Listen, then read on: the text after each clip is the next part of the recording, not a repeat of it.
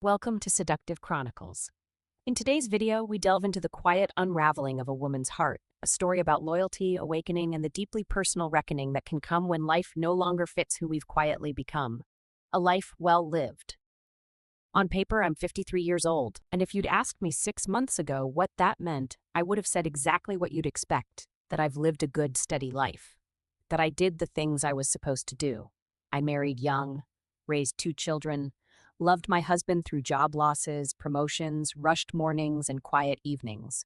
I cooked dinners, paid bills, packed school lunches, and held everything together like invisible thread. Love, for me, wasn't loud. It was familiar. It was the scent of his cologne on our pillows, the worn wooden table we gathered around for dinner, and the way his hand always found mine under the covers, even in sleep. There was no fireworks, but there was comfort. And I believed that was enough. I didn't long for adventure. I didn't crave passion. I didn't ask for more. Until one afternoon, everything changed. And I need you to hear this. Don't make the same mistake I did. Don't wait until something outside you forces you to look inward. The call that shifted everything, it started so simply. I was folding laundry in our bedroom, the usual playlist humming in the background. Socks, shirts, towels. The rhythm of a life well managed. Then my phone buzzed. An unknown number. I nearly ignored it. But something in me, a flicker of curiosity or maybe a whisper I'd long silenced, made me answer. Mrs. Taylor? This is Charles Manning. I paused. The name sounded familiar, but it took a moment to place. Mark, my husband, had mentioned him once. His new boss. Someone high up in the company, the kind of man you only hear about in passing, whose name lives in email headers or corporate memos. Yes, that's me. Is something wrong? His tone was formal yet careful. I hope I'm not intruding, but I was wondering if you might have a moment to stop by the office today.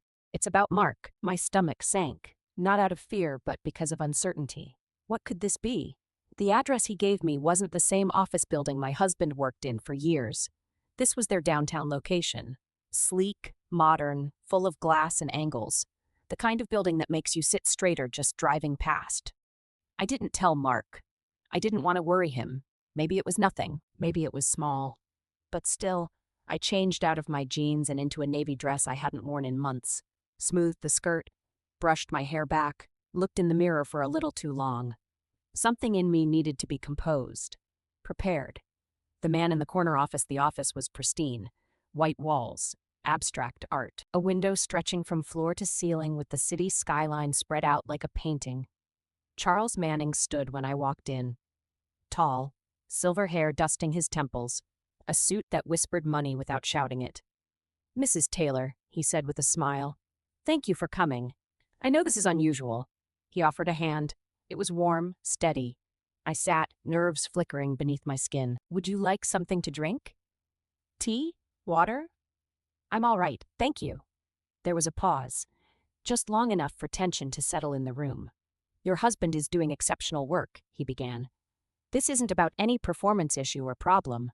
His words were clear, but his eyes were searching, like he was about to say something that didn't quite fit in a boardroom. Then what is this about? I asked gently. He leaned back, fingers interlaced. This is personal, he said, voice low. Not inappropriate. I assure you of that. I would never. He trailed off as if the rest didn't need to be said. I've seen the way Mark speaks about you, the way his whole expression changes when your name comes up. That kind of devotion, it's rare. I stared at him, unsure if I was being complimented or warned. Then he said it, softly, quietly, like a man confessing something sacred. I lost my wife 5 years ago. Cancer. Fast, cruel. And since then, I've learned how easily we let things go unsaid. How we assume there will always be time.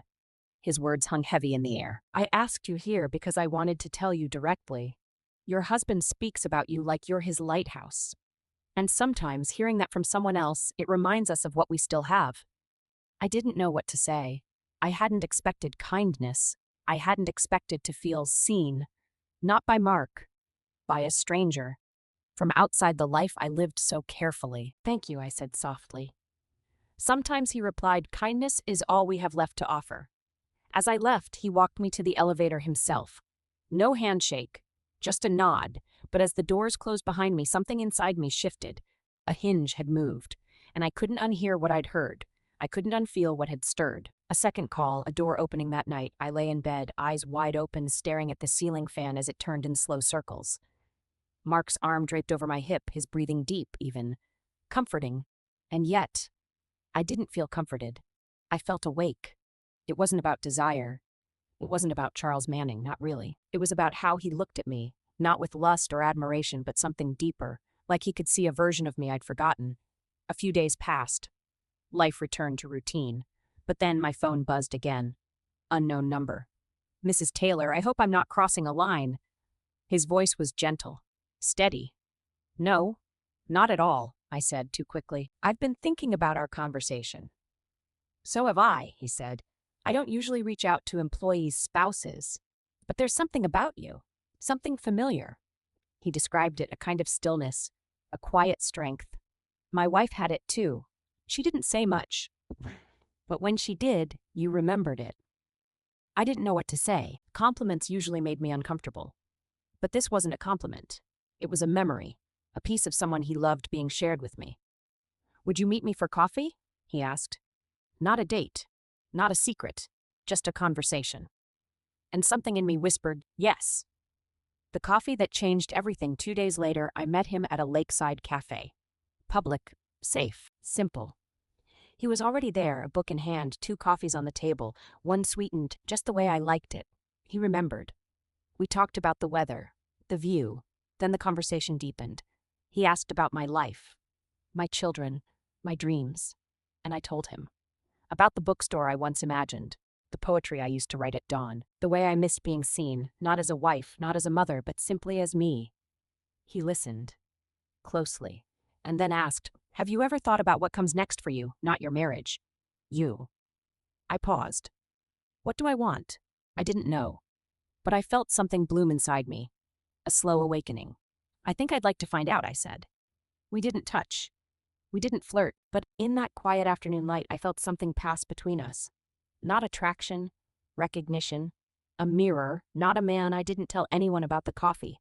Not Mark, not my sister. Not even Carla, my closest friend, the one I usually told everything to, especially when something unusual nudged the edges of my comfortable world. It wasn't a secret in the scandalous sense. Nothing happened. Nothing improper. But something was happening. Something was unfolding inside me, slowly, silently, and impossibly hard to name. And I didn't know how to explain it without sounding foolish, or worse, ungrateful. Because I had a good life. A husband who'd never cheated. Children who called regularly and visited often, photos on the wall, holiday traditions, a life so steady it had almost rocked me to sleep. And yet, I felt awake for the first time in years. That evening, I sat in my favorite armchair, a book open in my lap but unread. Mark talked from the couch, something about work, a software update, or a team meeting, and I nodded, smiled, even asked a few questions. But I wasn't really there. I watched him, really watched him, and I felt distant. Not because I didn't love him, but because I wasn't sure I was still in the same life I had been living beside him. The invitation, a few days passed. I didn't hear from Charles. I told myself that was good. Smart. That space was the right thing. But then my phone buzzed again. It was a simple message. Will you join me for a walk? There's a park by the river. I think you'd like it. I stared at it for a full minute, because I knew what it could look like. I knew what someone might assume it meant. But I also knew it wasn't about him. It was about me. The version of me I'd misplaced in a sea of school forms, budget spreadsheets, and family dinners. The woman who used to walk in silence for hours just to hear her own thoughts. Or the woman who once dreamed of a quiet bookstore with a little cafe in the back and handwritten poems pinned to the walls. So I said yes. The park, it was late afternoon. The light was golden, drifting through trees like honey. Children laughed somewhere in the distance. Dogs barked along the riverbank. The world was moving, but my breath felt slow. Charles was waiting under a willow, dressed in dark jeans and a white button, down with the sleeves rolled to his elbows. Not corporate, not intimidating, just real. You came, he said, smiling. I did. We walked, at first in silence. Just the gravel under our feet, the soft rustle of trees, and our thoughts between us. Then his voice, you look different today. Do I? You look lighter, more sure of yourself. I didn't answer right away. I wasn't sure I agreed. But I wanted to. God, I wanted that to be true. We paused by a footbridge. The water shimmered below. I rested my hands on the railing and watched it move. I used to bring my daughter here, he said. She lives in Seattle now, has her own life, fiancé, career. You must miss her. Every day, but I'm proud. She built her life on her terms. His words sank deep, because suddenly I realized I hadn't made a decision for myself in years. Every choice had been tied to Mark's schedule, the kids' needs, the house, the routine. When do we get to choose ourselves again? I asked before I could stop myself. He looked at me with that soft gravity I'd come to recognize in him. Whenever we're brave enough. A quiet line we didn't cross any lines that day. No hands brushed. No eyes lingered too long. But something more intimate than touch passed between us. Understanding. The kind that makes you feel like someone saw through the layers you didn't even know were hiding you. As we reached the park entrance, the sky painted itself in streaks of violet and gold. We stood by my car. Thank you, I said, meaning it in ways I couldn't say aloud. For what? For seeing me. Not as someone's wife, just me. He didn't smile the way people smile when they're flattered. He smiled the way people do when they recognize something, when a truth clicks into place. That's all I wanted. I drove home slowly, windows down. The wind wrapped around me like something living. My phone buzzed. A text from Mark, don't forget dinner with the Fergusons tomorrow. 6 p.m. I stared at it, then placed the phone back down. That night I lay beside him again. Still, silent, awake. Everything looked the same. But I was different. The reckoning the next morning, I couldn't shake the feeling that something needed to be said. Something honest. Something overdue. So I did something I hadn't done in years. I got dressed, brushed my hair, and drove to Mark's office, but not the one he worked in day to day. The downtown one, the one with glass and brass, the one where Charles would be. My hands trembled slightly on the wheel, not with fear, with truth. At the reception desk, the same young woman greeted me. Warm, professional. She buzzed me up. Charles was just finishing a call when I entered. His eyes widened. Mrs. Taylor, his voice was surprised, concerned. Is everything all right? I need to say something, I said softly, stepping inside and closing the door behind me. And I need to say it now before I lose the nerve. He nodded once. Go ahead. I sat, my hands folded in my lap. These past few days, they've stirred something in me. Not about us, whatever this is, but about me, about who I used to be, who I stopped being. His expression didn't change. He just listened, carefully, deeply. I buried myself in routines. I gave everything to being a mother, a wife. And I forgot that underneath it all, there was still a woman, a whole person, with thoughts, dreams, wants. My voice cracked. But I didn't stop. You reminded me of that, and I'll always be grateful. But I can't keep coming here. I can't keep walking a line I'm not ready to cross. He nodded, slowly. No sadness, just understanding. I never wanted anything from you, he said, only for you to remember who you are. Seeing myself again that night, I sat across from Mark at the dinner table, our plates full, our conversation light. But something inside me had changed. Can I ask you something? I said, setting my fork down. He looked up, eyebrows raised. When's the last time you really saw me? Not just as your wife. As me, Claire. His face shifted, softened. I don't know, he said honestly. But I miss her. I miss you. And the tears came, but not out of sadness, out of relief. I think, I whispered, I've been missing me too. Not the end that night, he reached for my hand. No words. And for the first time in a long time, I felt a spark, not because someone else saw me, but because I had remembered to see myself. This isn't a story about infidelity or forbidden longing. It's a story about waking up in the middle of a life you built with love and realizing you'd forgotten to build anything for yourself.